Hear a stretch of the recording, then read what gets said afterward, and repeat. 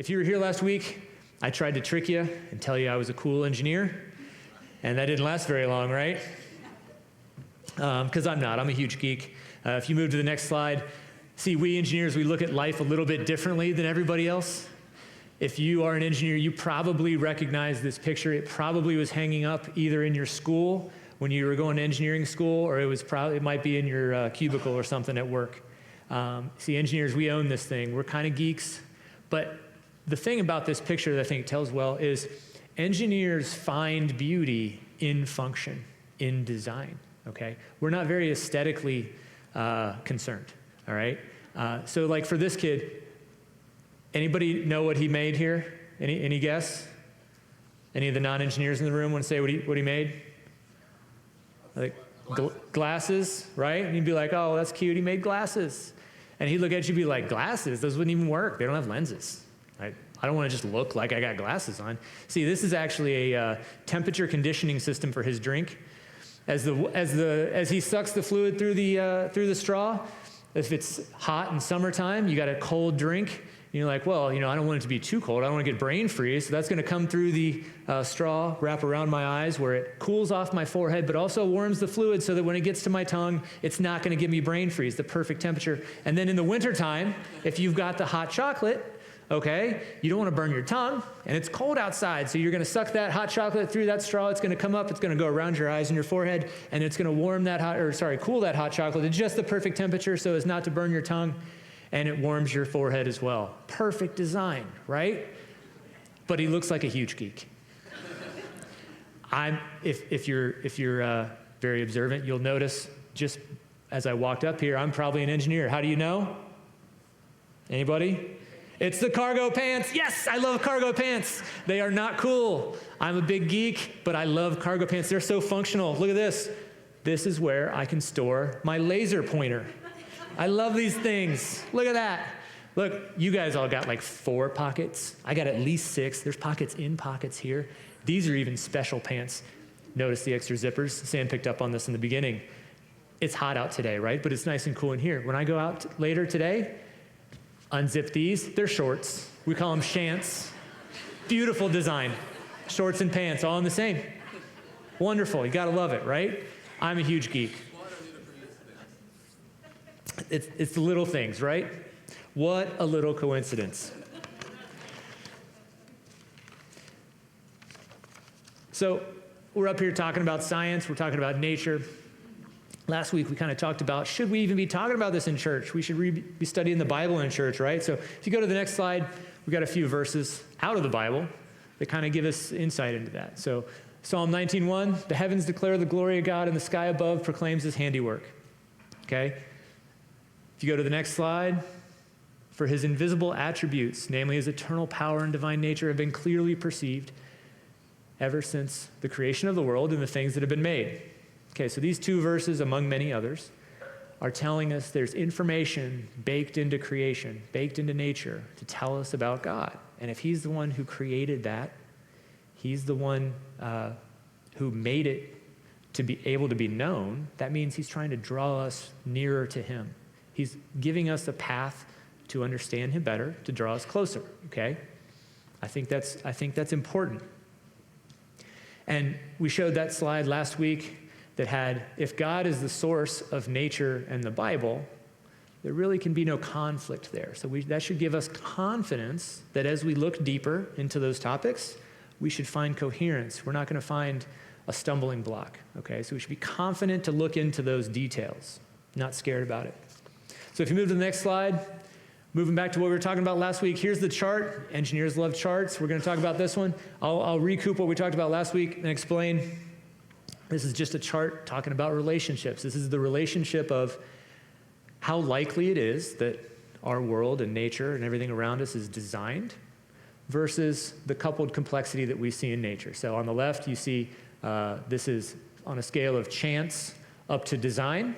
Chance is the dice here at the bottom, and design is showing the very intricately meshed, manufactured, designed gears that work together for a purpose. And on the bottom axis, we show going in complexity from 0, nothing, all the way up to maybe just a rock that is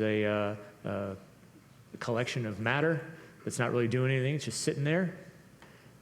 All the way up in complexity as we move to the right to something like the human eye that's able to interact with the world and is extremely complex in its the way it works.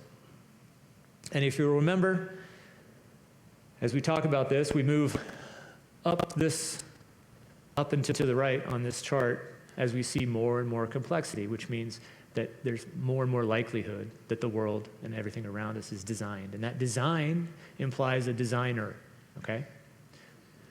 Now, you might remember last week we talked about my love of sarcasm and how I speak in sarcasm. Do you remember the phrase we used last week? Anybody? Isn't that funny? Close. Isn't that a neat little coincidence? So when I describe a really complex, interconnected, tightly coupled system that works together, I say, wow, what a neat little coincidence. And that's your cue to look in your mind back up to a chart like this that thinks, maybe that moved me just a little bit further up this line, okay? So let's move to the next slide. I'm going to try and recap real quickly what we talked about last week for like a half hour. So we'll see if I can do this in a minute. I practiced. It didn't go very well. It's too much information in there, okay? But we'll start at the bottom. There was nothing, okay? Zero, emptiness, void. Both science and the Bible agree that we started with nothing, and then sprung forth energy and matter, and it formed itself into a whole bunch of galaxies out there, billions of them. And our galaxy is one of them. That's depicted right there with the Milky Way galaxy, which has about 100 billion stars in it. Those stars are all very similar to our sun, which is our star. And we talked about how the sun is gives us energy because it's got so much matter and all that mass, and what gravity causes it to squeeze in towards the center. And there's so much mass on the outside that creates a higher pressure on the mass of the matter that's on the inside, okay? And that gets really hot because of that high pressure, so hot that it ignites a self-regulating, repeating process called nuclear fusion. And that nuclear fusion creates a massive amount of energy that is released in the form of heat and light that we get to benefit from here on Earth in our orbit around the sun with all these other planets. And we talked about how orbit is a balance of gravitational force and momentum going in one direction and gravitational force pulling you in towards the sun. And because those are balanced, we go around in a near perfect circle over and over, repeated over and over, cycle, repeatable, reliable. What a neat little coincidence. And on our orbit, we are on a tilted axis of about 23.5 degrees, and that axis we talked about last week gives us a higher temperature difference between the North Pole and the equator and the South Pole and the equator. And that temperature difference is like the engine that fuels our winds, okay, that move around the globe, mixing that air, transporting it across the entire thing, okay? A lot of motion coming from that heating, the uneven heating of the Earth, which creates pressure differentials because the hot stuff wants to rise and the cold stuff wants to go down because one is less dense and one is more dense, and that creates this motion, okay? And then we talked about the oceans and how the oceans have the same type of system going on, combined with that Coriolis force that creates the oceans that swirl and the ocean currents that move the water all around the globe. Okay? Now, we haven't even talked about living things. This is just kind of the building blocks, and I'd say maybe right where this red arrow is on the screen. Okay? We're going to keep moving up this slope today. We still got one, before we talk about living things, we got one more big building block to put in on the foundation though, okay? So if you go to the next slide, we're going to talk about the water cycle. We've talked about a couple of the elements of this already, but this is maybe like a fourth grade cartoon version of a very complex system of motion called the water cycle. It's named the water cycle, okay? That means it's repeatable. The same thing happens over and over, reliable, okay? And I'll walk you from left to right. Here's kind of what happens. See, the Earth is covered, about 70% of the surface of the Earth is covered in the oceans. The oceans make up like 95% roughly of the water contained on Earth, okay? And what happens is the wind blows the air on the left side here over the oceans and lakes and streams, and that air picks up a certain amount of moisture in the form of water vapor, and it carries it. This wind, this is a water distribution system. This is how you get water thousands of miles inland from the oceans, okay? It's a water distribution system. So the air and the wind pick up this water that evaporates into the air. And see, when it evaporates into water vapor, the air can only hold so much water, and that's temperature dependent. So the warmer the air is, the more water it can hold. That's why in the summertime right now, it feels really humid outside. It's because the air can hold a lot of water, more so than it can in the winter. All right, and as the air moves, it's going to rise a little bit because it's going to go over the land, and the land is being warmed by the sun, and that's going to make that air get a little warmer, which is going to make it want to rise. But when the air rises, it becomes a little bit less dense, and also the temperature goes down as you get further away from the earth. So as you go up in altitude, the temperature goes down about 3.5 degrees every 1,000 feet of altitude you gain. And see, because water or air can only hold so much water based on the temperature, that causes this mechanism called condensation, where the dissolved water in the air starts to create little droplets. And that's what we see in the form of clouds. As you move up in altitude, you see this water vapor turns into these things up here called clouds and condensation, okay? And it further condenses, and the bigger those droplets get, based on how much water there is in that air, starts to create raindrops and snowflakes. And then those fall back to the earth, where they combine in rivers and lakes again, and then they roll downhill towards the oceans, where they go back up into the air, over and over. The water cycle. Repeatable, reliable. What a neat little coincidence. Now, there's a whole bunch of other parts about this diagram that I would love to handle, but we'll just take one piece. This is the mountains right here. Let's talk about the mountains. If you go to the next slide. How do we get mountains? Well, if you think kind of like what we were talking about with the sun, how you have all this matter on the outside of the earth, it's squeezing in on the matter on the inside of the earth, okay? It's a lot of pressure. And the inside of the earth is under all that pressure, which increases the temperature way up, okay? And that creates all that lava, that molten rock, because that high pressure, okay? So I want you to kind of imagine that you've got something that's kind of like a liquid in your hands, maybe like Play-Doh, all right? And you're gonna squeeze this ball of Play-Doh between your hands. What's gonna happen? Well, one thing that's probably gonna happen is it's gonna find some cracks and it's gonna squirt out, okay? That's what we call like volcanic mountain making. So when you have like a volcano, like what we see happening in like the Hawaiian Islands and a lot of the Pacific Islands, is a crack in the floor of the ocean, and then lava starts to spurt out, and then that lava piles up, and that's how dry land appears in the wet ocean, okay? One of the ways. Another way that the mountains are created is because it's liquid underneath, the crust of the earth is broken up into these different sections. We call those tectonic plates, and some of the heavier tectonic plates will move as some of that lava squirts out. Everything kind of needs to move around a little bit. Think of it like you're wringing your hands almost with that Play-Doh in between.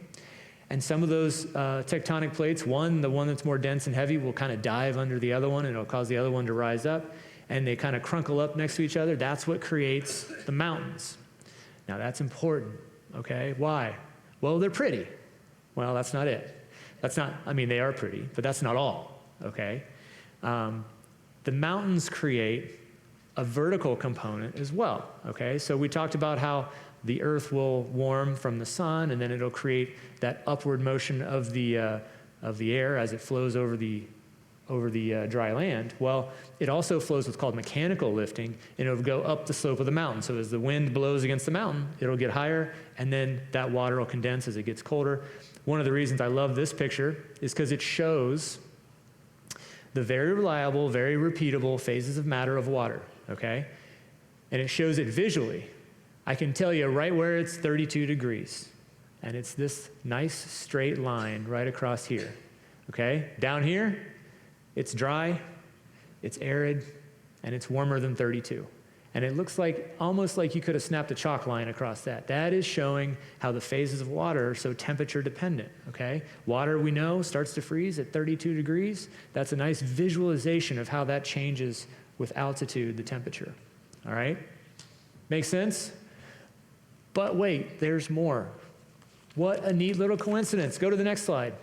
See, it's not just about creating the upward motion of the air that the mountains do. Here's a picture of the United States. This is our river system up here, okay? So I'll move over to this right screen. The reason this looks a little weird is because this isn't just a picture of the rivers from the top. This is a picture of the rivers that shows it adjusted for how much water actually flows through it. That's why the Mississippi here in the middle is so large, because there's so much water. So the thicker the river, the more water is actually flowing through it. That's what this diagram shows. But if you were to look on the left side of the country over here, this is where the Rocky Mountains are. And the right side of the country, this is where the Appalachian Mountains are. And the mountains, because they rise up vertically, basically create a big funnel that pushes the water across a long distance, okay? That's what makes rivers flow, is that difference in elevation. They flow downhill. We know that, but we don't necessarily think about that on the big scale of like our country, all right? So this is called the Continental Divide over here. This is everything to the left side of this line on the Rocky Mountains flows towards the Pacific Ocean. Everything on the right side of it flows towards the Mississippi River. You can see this big one. I think that's the Missouri, if I remember correctly. And then the same thing on the Appalachians right here. Everything on the right side of that flows down into the Atlantic Ocean. Everything on the left side flows into the Mississippi. It almost looks like a big system of blood vessels, giving us life-giving water all across thousands of miles, delivering that water from the oceans into where we can get it here on land. Now, there's another function of those mountains too. They're like a big shock absorber for temperature and for rainfall. Because if you live over here, let's say in Arizona, you're really thankful that those mountains trap a whole bunch of snow up on the peaks in the wintertime. And then in the summertime, when you don't have quite as much rain happening, then all that snow that's up on those mountaintops starts to melt out as it gets warmer, comes down this Colorado River, and delivers a whole bunch of water to like millions of retired people down here in Arizona in the middle of a desert where people probably shouldn't be able to live. Thank you for that nice big river, okay? So that's a really sophisticated system of delivering water across land from those oceans, all because of the winds that are tied back to the tilt of the earth, that are tied back to the sun producing energy. That was all due to gravity, collecting that all together. What a neat little coincidence. So now we've kind of gotten one of the final building blocks in place that we can start talking about life. So let's take a step back, open up the Bible for a minute. If you go to this next slide, we got Matthew chapter 6, verses 25. I'm going to read 25 to 30 here. So if you want to open your Bibles, I'll give you a second to get there. All right, so Matthew chapter 6, verse 25. Therefore I tell you, do not worry about your life, what you will eat or drink, or about your body, what you will wear. Is not life more important than food, and the body more important than clothes? Look at the birds of the air. They do not sow, reap, or store away in barns, and yet your heavenly Father feeds them. Are you not much more valuable than they? Who of you, by worrying, can add a single hour to his life? And why do you worry about clothes? See how the lilies of the field grow? They do not labor or spin. Yet I tell you that even Solomon in all his splendor was not dressed like one of these. So let's take a look at how the lilies and the grass and the birds, how God provided for them. Okay, so go to the next slide. Photosynthesis. This is why the plants don't worry. All they need is CO2, water, and sunlight, and a little bit of minerals from the ground, and they get what they need. We talked about where the sunlight comes from, right? The fusion and the energy coming from that. We talked about how the air gets swirled all around due to the heat differential. We talked about how the water cycle works. Look at this. Everything out there that's green has this stuff called chlorophyll, and it takes in sunlight, carbon dioxide, and water, does a really sophisticated, really complex chemical reaction in there, and out comes energy in the form of sugar that the plants can use to grow, and then also to feed other animals and other creatures that feed off of them, as well as, neat little coincidence here, it spits out oxygen. That's its byproduct of this process. Okay, now we think that one of the first organisms that showed up was maybe like very simple algae that was green, that had this ability to do photosynthesis and to turn carbon dioxide into oxygen converting it. It's almost like something was prepping the way for us oxygen breathers later to come and walk the earth, right? What a neat little coincidence. But how do these flowers, this is how they eat, right? This is how they get energy. Not how they eat necessarily, but this is how they get energy. How do they spread? So if you go on to the next slide. Well, here's a couple different ways that they spread. God provided for them. See the wind, we talked about how the wind happens. If you guys have ever had dandelions and you try to keep those down in your yard, it's kind of a losing battle. I've stopped trying, to the dismay of my neighbor. The wind is going to spread those seeds all over. And see, flowers and trees and plants, they need to be pollinated. So the male part of the flower creates this pollen, and that pollen needs to be transferred to other plants of the same species and female parts of those plants, okay? And that transfer is either going to happen through wind. It's going to blow that pollen around. We see that collect on our cars sometimes in the morning in the fall and things. And sometimes that happens by other organisms, like these bees. These are a nice little partner for the flowers. See, the bees, they will land on the flower to suck out some of the nectar. See, the bees know about that tilt of the earth, and they know winter is coming, and they need to store up some energy because it's going to be dark and cold for a little while. So they take that nectar out of the flower, and they take it back to their hive, and they put it in the honeycomb and store that energy for the winter. But while they're doing that, they collect all this pollen, gets stuck in the little hairs on their back. You can see it in that picture. And then when they go fly from flower to flower to flower, they're pollinating it, which is fertilizing the flowers. And when those flowers and those plants get fertilized, that's when they start to create seed. And then generally you have fruit that grows around those seeds. So a lot of these plants, they will have a very appetizing looking seed that is buried in a very appetizing looking fruit. So how does the plant make sure that its offspring don't just fall directly below it? Because you don't want your offspring to be in the same little area, because then you're competing for resources. You both need the same amount of light. You both need the same water. You don't want to compete with your offspring, because then it's like somebody's got to win, right? You don't spread that way. You need it to travel distances. Another little neat coincidence here. The animals and the birds will go pick up these seeds, and they'll eat them, and then they'll carry them around for a little while, and then they'll deposit them, sometimes far, far away. The birds can go miles and miles, thousands of miles. It's amazing that they can fly. You know, when the Wright brothers, when they invented the airplane, do you know how they did that? They watched the soaring birds, and they tried to design something that mimicked how the soaring birds' wings worked. It's amazing. We didn't come up with that on our own, how to fly. We watched the birds out there. And those birds can take these seeds long ways. And the cool thing about this is when they deposit those seeds, that's a nice churchy way of saying they poop them out. Okay? So I said poop in church. All right? They deposit those seeds in a nice pile of, well, poop, which we know is fertilizer. So those seeds are it's like a nice little planting package that all comes together. Now, these are poorly placed seeds. They're probably not going to make it. But for each one of these, there's thousands of others that landed in the nice, fertile soil, and they're going to show up and be plants one day, thanks to those birds of the air. What a neat little coincidence.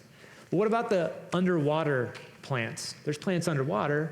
They get sunlight at the bottom of the ocean, and they create oxygen that then dissolves into the water so that the sea creatures can use that, and then sometimes it actually comes out of the ocean as well and helps oxygenate our air. So how do those get pollinated? Because you don't have wind down there, and you don't have bees to pollinate for you. So this is a picture of kind of how that works. That's a picture of one of my kids. My kids all kind of look the same, so I can't really tell which one that is. It's kind of far away. I'll just tell you, that's the bad kid. This is how we did time out in Alaska. If you can't play nice, you go sit on the little island surrounded by freezing water. You can't move, all right? Now, we used to do this when we lived up there in Alaska. We would go what's called tide pooling, and you wait for the tide to go down, and then it lets you see what used to be underwater earlier in the day by several feet of water, And then you can walk around and you can walk on these rocks and you can see all the little plants, all the little organisms that are living in there, like starfish and crabs and tiny fish that get stuck in there. It's really neat to be able to see it. But it makes you think, like, well, man, that's tides. Like, the water goes up and down. Like, we don't have that here in Ohio. We aren't connected to the ocean that closely, so we don't see, like, the water in our lakes go up and down. But when you live near the coast, you get used to this. Every day, the tide goes up and down. It's some amount. It's moving continuously. Well, that action of the tides going up and down creates current, okay? And that's because, see those mountains that are in the background there, those don't just stop at the shore and then it becomes nice and smooth under, like a smooth water or a smooth bottom of the ocean underneath. Those mountains keep going down for thousands of feet. So when the water is going up and down and it flows between all these little crevasses and all these little nooks and crannies in the rocks, that creates current. And that current grabs the pollen from those underwater plants and spreads them around so that they can reproduce, so you can have more life. What a neat little coincidence. Now, what causes the ocean to go up and down? Anybody ever think about that? We just think it just does it, right? We talked about that last week, though. If you go to the next slide, remember the moon. It's in orbit, balanced forces around the Earth. And the water kind of follows the moon because the moon has a gravitational pull as well. Okay, so the water kind of follows the moon around this orbit, gets kind of sucked towards it. And when it does that, it causes the water to get deeper on one side and shallower on the other. That's the tides. We can predict those. Predictable, reliable, repeatable. It's a system. We have charts that tell us years in advance what the tides are going to be. Okay? This is depicting when the tides are the most, and that's when the moon is in line with the sun and both of them are pulling the water in the same direction at the same time. That's when you're going to get the biggest tidal difference on the Earth. Okay? But repeatable, reliable, balance of forces, creating that motion of water to pollinate the underwater plants so that they can feed and provide oxygen for the underwater organisms that need it. Okay, so if we're going to talk about what's in the water, go to the next. So here we've got a picture. You know, in the Bible it talks about God said, let the waters swarm with swarms of living creatures. This is a picture of Pacific salmon. This is, we used to live in Alaska. I mentioned that a couple times, right? I apologize for mentioning it. It's just when we lived up there, it was so beautiful, so interesting to watch, just be immersed in nature and how it works. And the reason I bring this up is the life cycle of a salmon is amazing. I call it a life cycle because it's repeatable over the same thing. And it's not just like they're born and they die, okay? It's much more complex. So this, I didn't fully understand what swarms of fish really meant until we got to see this. This is literally what it's like. You could walk across rivers like this. They are so chock full of salmon in the summer when the salmon are running, which means they're going up the rivers to spawn, okay? And this happens on a very repeatable, reliable cycle. So, and they do it by species too. So up there, all the fishermen get excited when it's July. They're like, oh, it's about time for the red salmon to run. That's the sockeye salmon. And in about mid to late July, the sockeye salmon all come in up the rivers, and they go up there to spawn and lay their eggs and start the next generation. And then shortly thereafter, usually about 2 to 3 more weeks after that, in the middle of August, you'll have the pink salmon run come in, and all the pink salmon will come up the rivers to go spawn. And then about a month later in September, then you get the big guys, the silver salmon, the coho salmon. They come up the river to spawn and finish their life cycle. Now their life cycle looks something like this. They're born in the fresh water, in these freshwater rivers. The parents lay the eggs under like little like gravel and rocks in these freshwater rivers. Millions of them get born this way. And then they grow a little bit. And they grow a little bit in this fresh water until they're a small fish. We'll call that like a minnow here for us, Ohio talk. I forget the other word for it in salmon speak. But they get to a certain point where they're mature enough, and then they'll go downriver and they'll go out into the ocean. And they'll acclimate to the salt water, and they'll go live in the salt water for like 3 to 5 years, maybe 7 sometimes, okay? For years. They go out in the salt water, and they swim thousands of miles. And then when it's time for them when they're fully mature and it's time for them to spawn and go start the next generation, they come back to the exact same river that they were born in. I have no idea how. I used to live up there. There are rivers every mile. There will be 3 rivers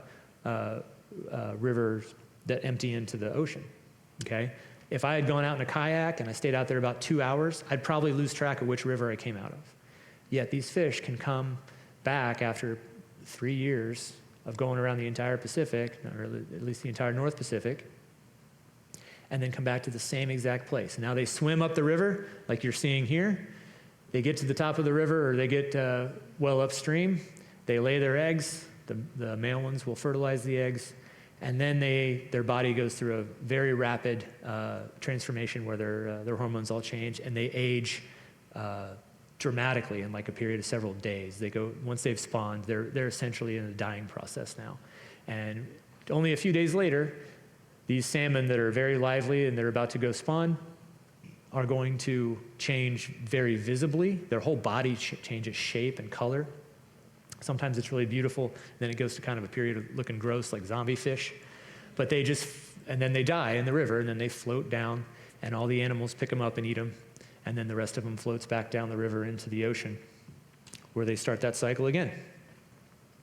But it's repeatable, reliable, over and over, cyclical. What a neat little coincidence. Now we've talked about the birds and the plants and the fish. What about some of the beasts that walk the earth? Well, there's some beasts that really care about these fish.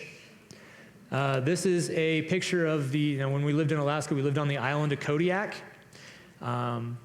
This is a picture of the Kodiak brown bear. It's the biggest of the brown bears, the grizzly bears. They are the second biggest bears in the world, second only to the polar bears. These things are enormous. And they're enormous because their food supply is so great. Okay, so I'll explain to you their food supply, the cycle of the year they go through. We got to watch this happen. It was majestic watching how this happened. And we got up very close to these things because it was not uncommon for us to be fishing in a river that looked like the fish that you guys just saw a minute ago. And we'd be on like one side of the river, and like 60 feet over there, there'd be a bear doing the same thing, fishing on the other side. One of these massive things. And we didn't really, we cared. We were watching that bear very closely, but he didn't care about us because there's like 1,000 fish in front of him, and he's trying to bulk up, right? So he didn't have to worry about, he didn't care about chasing me. It was a lot easier to grab the fish, okay? But the way that this cycle goes is the bears will be in like semi-state of hibernation over the winter. They'll probably have their cubs in the late winter, early spring there. And then they'll come out of their den, which is usually packed in the snow up in the mountains. Thank you for that snow. The bears really appreciate that. And they'll come out and they'll be very hangry because they haven't eaten in a long time. They'll be skinny. They'll be kind of scrawny looking in comparison, not like this picture you see up here. This is a bear that's been eaten for a little while. And about midsummer, these bears will start eating what's called salmon berries. And the salmon berry trees up there, they're like these big bushes, and it's like a raspberry bush. But the berries, they're called salmon berries because they're a pink color instead of a raspberry color. And the bears love these things. I love them too. We would go on hikes, and I would eat like 1.5 pounds of these things, just grabbing berries as we walk along. Just God's nature providing, okay? And the bears do that too. We'd watch them though, but you'd see if a bear had been on that bush already, because the bears would just take the edge of the branch, and they'd just go like, and they would strip everything off that branch and eat the whole thing. And we knew that they were eating those because we saw the evidence, and we would watch them do this. But also, you'd see all those seeds, and they're scat, right? And bear scat. It's another word for poop. So you'd walk by and you'd see this big pile of all those seeds, perfectly fertilized, ready to create more salmonberry trees next year. They've spread everywhere like this. It's amazing. And those salmonberries, those go out of season. They stop producing in about mid-July, which, by some really interesting little coincidence, is right when the salmon start coming in. So as soon as they're done eating all the berries that they can stomach, the first run of salmon comes in, and the bears are happy to take all those salmon that are about to go and die after they do their thing, and they're about to, and it provides them a huge food source. And those bears sit there and they munch on salmon for like the next 3 months because they know that 23.5 degree tilt to the earth is going to cause a long, cold winter. And we need that long, cold winter to create those winds, right? To move that water so that we can have life. But those bears know, hey, it's going to be a long, cold winter, and they eat everything they can see, all those salmon berries, until it's time to go back into hibernation when the mountains get covered again in snow, and then they go up and build their den in the snow, and they sort of just chill until the next spring. Very repeatable, very reliable. Nature is providing for them. God is providing for them. What a neat little coincidence. So that moves us. We've talked about the beasts. We've talked about the birds, the fish, the wind, the sea, all the waters, how dry land appeared. That leads us to our next slide, which is the human body. This is going to be what we talk about next week. This is my favorite topic, all right? And that's because I'm an engineer. I love robots. I love machines. And the human body is like the coolest machine ever. And we're going to talk about that. We're going to do some experiments, okay? This picture you may recognize. This is done by Leonardo. Leonardo da Vinci, not Leonardo DiCaprio, all right? It was back in about 1500 time frame. He was a great engineer as well as an artist. See, he studied nature and he studied the body, trying to understand how it works as a mechanism. And a lot of the artists and engineers of those times, they looked at nature as if it was a design system. This is the guy that painted the Last Supper painting, okay? They have a perspective that we maybe have lost a little bit here. So we're going to talk about the design of the human body next week. I'm super excited. I hope you join us again. So let's do a little recap of what we've talked about up to this point, though. On our coupled complexity chart, we start down here at the bottom at 0. We get all the matter and energy that sprung forth, collects itself into galaxies, and those galaxies have these stars in them like our sun, and there's our sun that's creating the energy in the form of heat and light that comes down to us because we're in orbit around the sun with our tilted axis that gives us the temperature difference to cause our winds up here and our seas to swirl so that we can power that water cycle, so we can deliver water to the dry land where all of us live. And all these plants that are kept alive by the sun and the carbon dioxide and the water, they provide food and they provide shelter and they provide energy for these other organisms like the bees and like the birds that spread their seed everywhere until we finally get to the bigger beasts, the big oxygen breathers like us. And now I feel like we've just about prepped the way for man to show up on the scene. So I got us right about maybe where this arrow is on this line, up and to the right, okay? Now, all of this has been talking about, is it reasonable to believe that God exists? I haven't talked necessarily about anything about his character yet, but as we're finishing up here, I don't do this stuff a lot. This is out of the norm for me. This is not my normal job, is to stand in front of people talking. And I asked my family last week when I got done, I said, hey, how was it? Did I do all right? You got any feedback for me? And my son, I have 3 sons, a couple of them are teenagers, and like teenage boys do, they are often full of terrible ideas, really bad ideas. But sometimes this one is wise beyond his years, and he said, well, Dad, it was cool. You described some stuff, but you really got to bring it home. Like, you got to tie it back into the Bible at the end, okay? And I was like, yeah, buddy, you know what? You're right. So if you guys go to the next slide, just open up Genesis 1. We're going to read this all. I'll read it to you if you follow along. I think you'll notice a trend with what we've been talking about. Genesis 1. In the beginning, God created the heavens and the earth. Now the earth was formless and void. Darkness was over the surface of the deep, and the Spirit of God was hovering over the waters. And God said, let there be light, and there was light. And God saw that the light was good. And he separated the light from the darkness, and God called the light day, and the darkness he called night. And there was evening and morning the first day.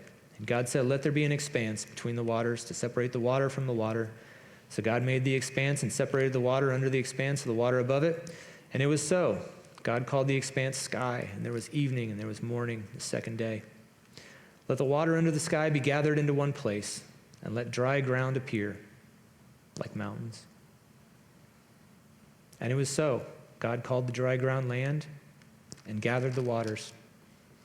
He called them the seas, and God saw that it was good. Then God said, let the land produce vegetation, seed-bearing plants and trees on the land that bear fruit with seeds in it according to their various kinds. And it was so. The land produced vegetation, plants bearing seed according to their kinds, and trees bearing fruit with seed in it according to their kinds. And God saw that it was good. And there was evening and there was morning the third day. And God said, let there be lights in the expanses of the sky to separate and serve as signs, to mark the seasons and days and years. And let them be lights in the expanse of the sky to give the lights on the earth. And it was so. And God made the two great lights, the greater light to govern the day and the lesser light to govern the night. He also made the stars. God set them in the expanse of the sky to give light to the earth, to govern the day and to govern the night, and to separate light from darkness. And God saw that it was good. And there was evening and morning the fourth day. Here we talk about fish. Let the water teem with living creatures. Let the birds fly above the earth across the expanse of the sky. So God created the great creatures of the sea and every living and moving thing with which the water teems, according to their kinds, and every winged bird according to its kind. And God saw that it was good. God blessed them and said, be fruitful and increase in number, and fill the water in the seas, and let the birds increase over the earth. And there was evening and there was morning the fifth day. And then God said, let the land produce living creatures according to their kinds, livestock, creatures that move along the ground, and wild animals, each according to its kind. And it was so. God made the wild animals according to their kinds, with livestock according to their kinds, and all the creatures that move along the ground according to their kinds. And God saw that it was good.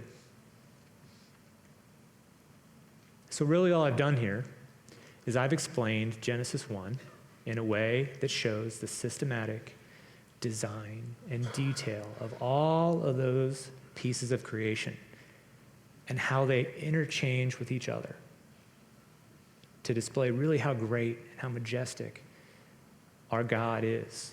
Okay, that's divine power. And unlike an engineer, he did it in a way that's beautiful as well.